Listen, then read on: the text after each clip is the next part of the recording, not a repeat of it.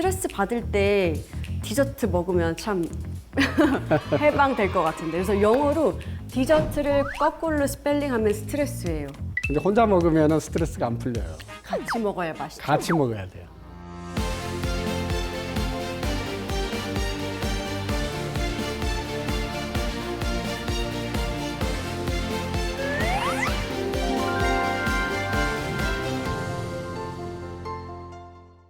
내 구역에선 오로지 하나밖에 없어. 살린다. 무슨 일이 있어도 살린다.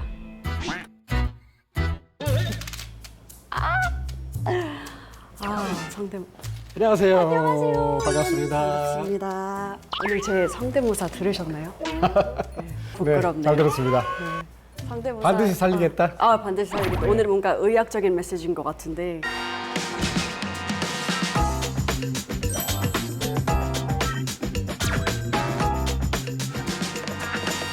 소개 부탁드립니다. 마을 의사 출신의 국회의원입니다. 반갑습니다.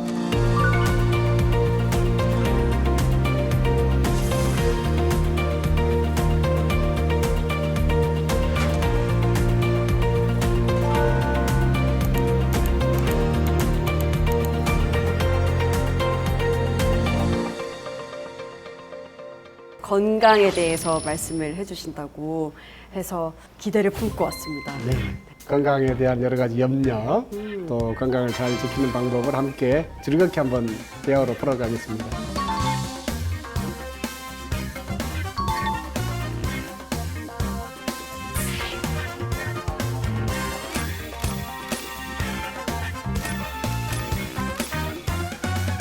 건강하게 살 빼는 방법, 우리 모두가 궁금해하는 질문인 것 같아요. 바디 프로필 사진을 찍으려면 멋진 사진이 나와야 되니까 얼굴이 이제 V라인이 잘 살아야 되잖아요. 네. 그러니까 얼굴이 좀 통통하게 부어 있으면 좋은 사진이 안 나오죠. 정말 근육을 만들어야 되고 수분을 다 빼서 이렇게 가장 슬림한 모습으로 촬영을 해야 되잖아요. 그렇죠. 그렇다 보니까 건강하게 살 빼는 건 정말 어려운 것 같아요.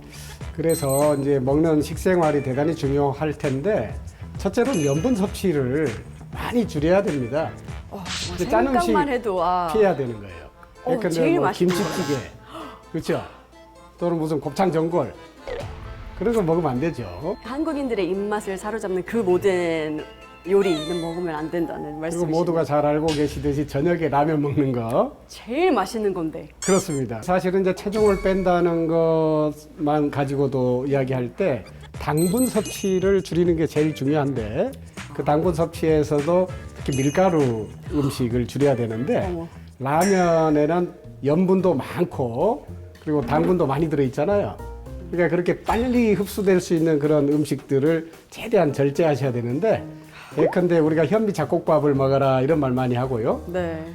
감자보다 뭐 고구마가 더 좋다 예를 들어서 그런 이야기들도 많이 하는데 음식에 따라 이렇게 살이 잘 찌는 음식이 있고 살이 안 찌는 음식이 있어요. 그러니까 닭가슴살 같은 경우는 살이 안 찌면서도 근육량이 늘어나는 음식이잖아요.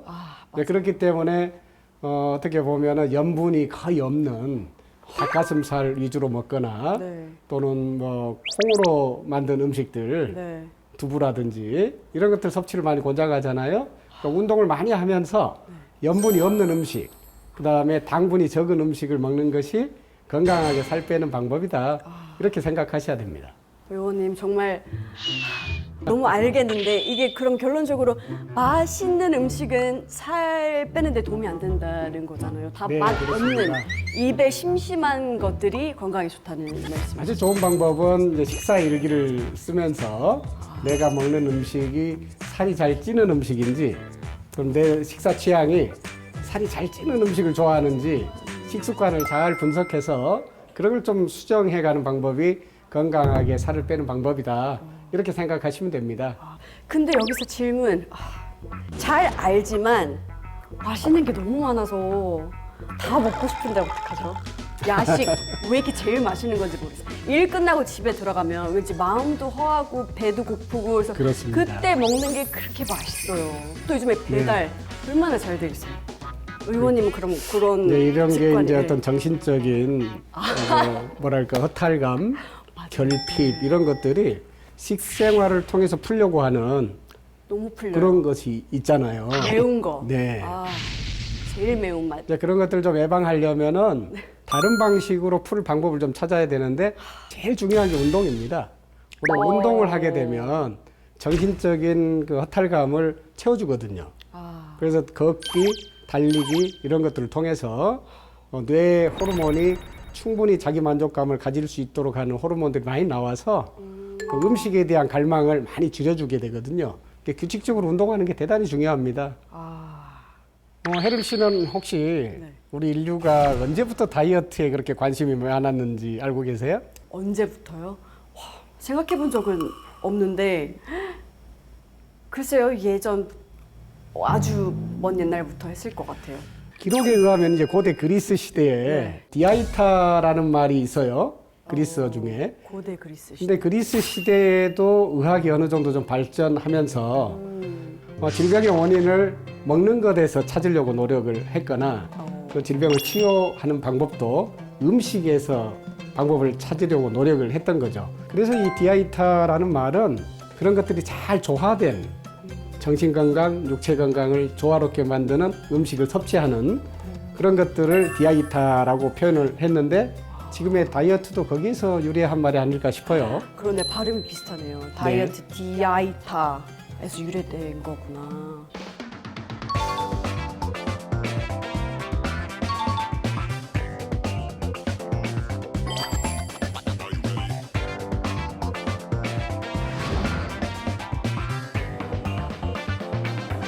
흰머리 고민이 많죠. 의원님, 흰머리는 도대체 왜 생기는 걸까요? 저도 뭐 40대 이렇게 되면서 새치가 나기 시작하더니 뭐 50대가 되니까 흰머리가 검은 머리보다 많아지더라고요. 그래서 늘 고민이죠. 또 흰머리가 되는 거는 뭐 당연히 뭐 잘 아시겠지만은 검은 머리를 만들어내는 색소인 멜라닌 만들어내는 이 색소 세포가 노화 때문에 많이 줄어들어서 이제 흰머리가 생기는 거 아니겠어요? 혹시 이 마리 앙뚜아네트 증후군이라고 들어보셨어요? 못 들어봤어요.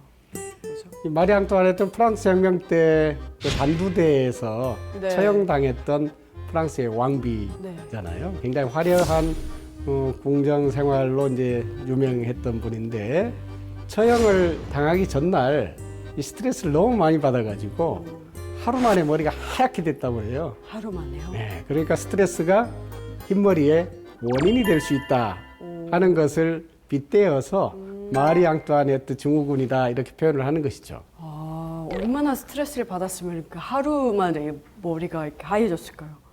그래서 이제 새치를 관리하는 방법 중에 하나 권유드리자면은 네. 오히려 뽑는 것보다는 새치를 이렇게 잘라주는 것이 좋은 방법이겠죠. 왜냐하면은 하나하나 뽑을 때마다 모낭이 손상될 수 있기 때문에요. 그 모낭 하나에서는 여러 이제 머리카락이 계속 나와야 되는데 네. 뽑다 보면은 이런 것들이 손상될 수 있어서 오히려 탈모를 촉진시킬 수 있다. 이렇게 말씀드릴 수 있겠습니다. 지금은 젊은 MZ 세대들도 이거를 정말 많이 고민하시거든요. 많은 분들이. 특히나 이제 탈모가 스트레스하고 관련돼 있는데 우리 앞에서 이야기했던 이제 다이어트가 이제 결국 관련돼 있지 않겠습니까? 네. 그러니까 골고루 음식을 잘 섭취해서 영양 불균형이 생기지 않도록 하는 게 필요하고요.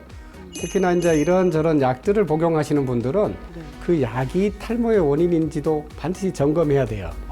예컨대 뭐 여성들 같은 경우는 뭐 호르몬제 장기간 복용하실 수도 있고 네. 그렇기 때문에 그런 것들이 또 탈모하고 관련이 있을 수 있거든요.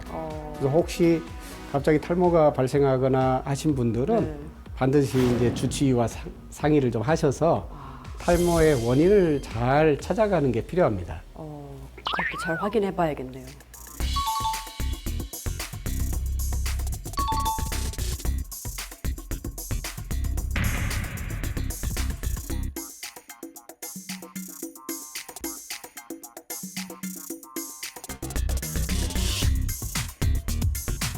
화병.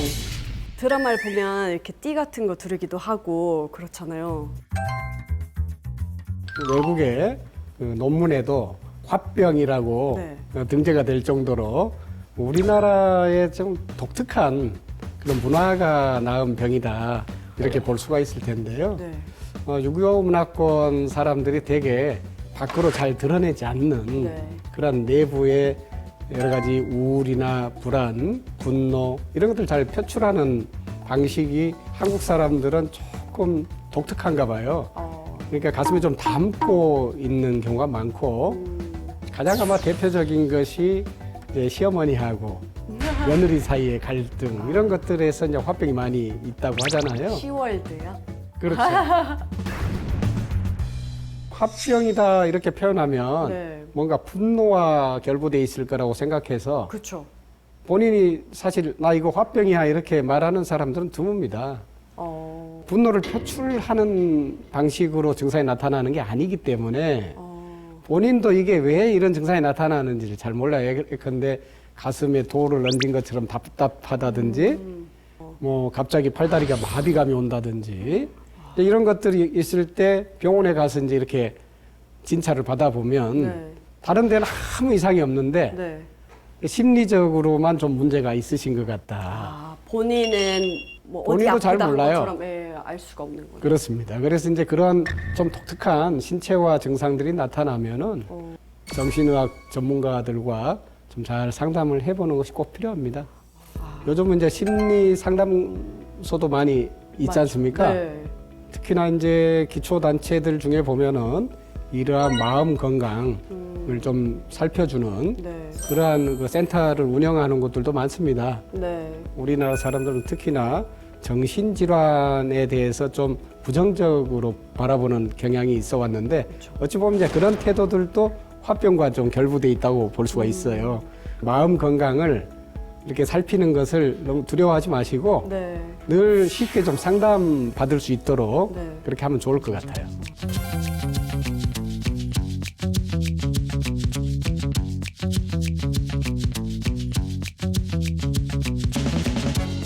저희가 살면서 좀 알아두어야 할 의학 지식이 있다면 뭐가 있을까요? 혜림 씨가 가장 두려워하는 병은 무엇인가요? 치매가 조금 두려워요. 치매. 지금은 초고령화 사회로 진행하면서 네. 우리하고 가장 많은 시간을 보냈던 사람들이 나를 기억하지 못할까봐 이제 그것이 두렵고 거꾸로 내가 그 사람들을 기억하지 못하게 될 수도 있다는 상황을 생각해 보면은 치매에 대한 두려움이 커지는 거죠. 제일 두렵고 제일 슬퍼요. 요즘은 이제 치매를 좀 늦춰줄 수 있는 약들이 있기 그런 때문에 것도 있어요? 지금은 이제 치매를 조기에 발견해서 치매가 더 진행되지 않도록 하는 게 제일 중요합니다. 조기 진단을 통해서 복용하는 것이 현재로서는 가장 좋은 방법이죠. 조금 위로가 되네요. 또 암에 걸려서 고통 받으시는 분들도 많잖아요. 그렇죠. 암을 유발하는 그런 생활 환경들도 많고요. 네. 특히나 스트레스가 제일 큰 원인이겠죠. 그 밖에도 여러 가지 감염 질환도 중요한 원인이 되고 있어요. 네. 특히 위암 같은 경우는 헬리코박터 들어보셨죠? 네. 네. 이 헬리코박터 세균이 위암을 일으키거든요.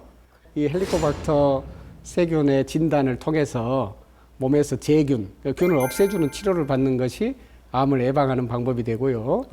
또 B형 간염 같은 경우는 B형 간염 바이러스 들어보셨죠? 들어봤어요. 미리 예방 접종을 해서 그런 바이러스에 걸리지 않도록 하는 게 제일 중요하거든요. 대장암 같은 경우는 되게 이제 비만하신 분들이 대장암이 잘 오시거든요. 그래서 체중 관리 잘 하셔야 되고 특히나 대장암도 조기에 발견하면은 거의 뭐 완치에 이를 수 있기 때문에 위암이나 대장암은 거의 완치할 수 있는 암이다 이렇게 보시면 됩니다. 그래서 조기에 발견하는 것이 제일 중요하죠.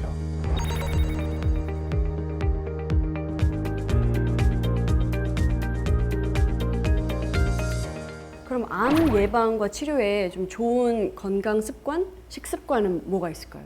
피해야 될 건 피하고 뭐 충분히 섭취해야 될 건 섭취해야 되겠죠. 밀가루 이런 거 피해야 되죠. 그렇습니다. 당. 가장 뭐 중요한 발암 물질이 흡연, 그다음에 음주 그런 것들이니까 네. 잘 피해야 되겠죠. 와인은 오히려 건강에 도움이 된다고 들었는데요. 와인은 되게 이제 심장 질환에 좋다 이런 뭐 이야기를 하는데 한 잔 마실 때 이야기죠. 술을 많이 먹으면 안 돼요. 합리화 해보려고 뭐라도.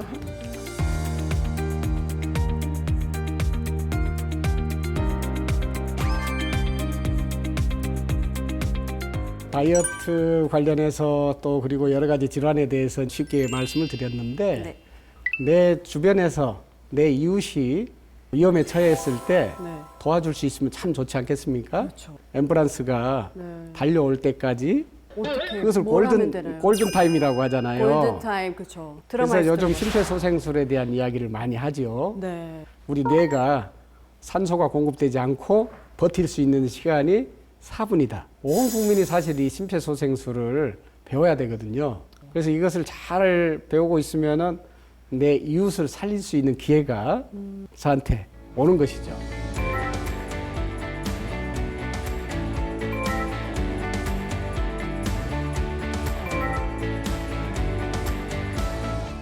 오늘 너무 좋은 말씀 많이 해주셔서 감사합니다. 늘 건강하십시오. 건강하세요. 네, 우리 MZ세대 여러분 건강하세요.